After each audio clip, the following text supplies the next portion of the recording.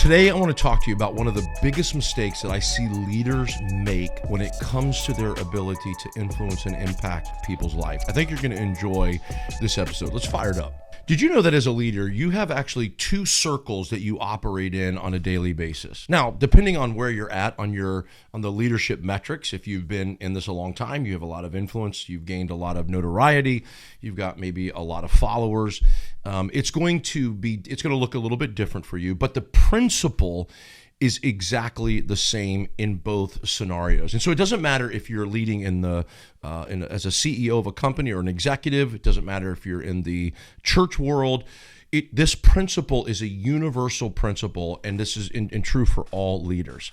So you have two circles that you are going to operate in. You're going to have your circle of friends, and you're going to have your circle of influence. And I want to tell you, we're going to talk for a minute about why both of those circles matter, why it matters to have them clearly defined, and the danger of blurring the lines between those two. So let's talk first of all about your circle of influence. The circle of influence is where you're going to have hundreds and even thousands, and depending on where you are again on this leadership metrics, you may have millions inside this circle of influence. Now here's what that circle of influence looks like. The people that are inside that circle, they need your leadership, and your ability to lead them is predicated on your reputation with them or in front of them. In other words, they don't have the capacity to see you with your hair let down. We call this in our world getting naked with one another. They don't have the capacity to see your flaws and the mistakes and the, if I can use this term, the human side of you without it influencing or impacting their ability to follow you or trust you. So their trust in you is predicated on your reputation, what they see in you, how you behave, how you act, etc. Now, I want to make this very clear. There's a caveat to this. This doesn't mean that you're putting on a front. This doesn't mean that you aren't human or that you don't make mistakes. This isn't to insinuate that you have to live this perfect life as a leader. The point I'm making is that the people in the circle of influence have a very, very difficult time separating your humanity from their ability to trust you as a leader. Now, in your circle of friends, it's an exact opposite to this, totally different. Those people in your circle of friends, they know you're human. They know your feet stink.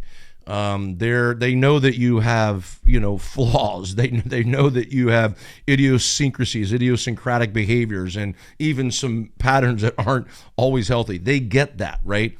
But it has absolutely no bearing on the relationship that you have with them. They receive you at the friend level, and they give you an opportunity to lead them at the leadership level. But they want and need, desire that the friendship part is primary to them. Now I'm going to be very clear on this. That circle is very, very small. That inner circle is very small, and it's very tight. There's not usually a lot of people in that circle. Now, what happens for leaders, and this is where influence and impact begins to dismantle and erode in a leader's life, is if he takes somebody who belongs in the circle of influence and tries to move them over into the circle of friends because they hit it off, there's some commonality, they enjoy each other's time and company, and that person is not ready to be in that circle, or that person can't handle the humanity of that leader, then guess what? Their opportunity to influence and impact that person is completely gone. Now, I've watched leaders, first of all, a lot of leaders don't even understand this principle. So there is just intermingling, hopping back and forth. It's happening all the time. And they wonder why they lose so many people. They wonder why they lose so much influence and so much impact. They wonder why people are with them and all of a sudden are not with them anymore, disappear. They can't find them, have no idea what happened. That person 9 times out of 10 got exposed to their humanity, and they can't handle it. Now, it took me a long time to learn this. In fact, one of my psychologists actually walked me through this principle, and I was like, how in the world did I go all this time as a leader and nobody ever taught me this or spoke about this? But once I started to clearly define those roles, I created that line, or I drew that circle around my friends, and I drew that circle around the people that I've been called to influence. It changed how I led. Now, here's the thing. For me, I want to have the most amount of impact and influence I can have. I believe that's what God's called me to do. I don't want to waste time. I don't want to waste people's time. And so it's not their fault if I allow them into the inner circle when they belong in the circle of influence. That's my fault, not their fault. So as a leader, we have to be very, very wise in who gets into that circle. In fact, we maybe talk about this in another episode. I have a list of things that I'm watching and observing before I ever allow somebody to step into that inner circle. They don't just get to go there. Most people stay in that circle of influence. Why? Because that's where they belong, and that's the type of leadership that they need. They need my influence. They need my impact.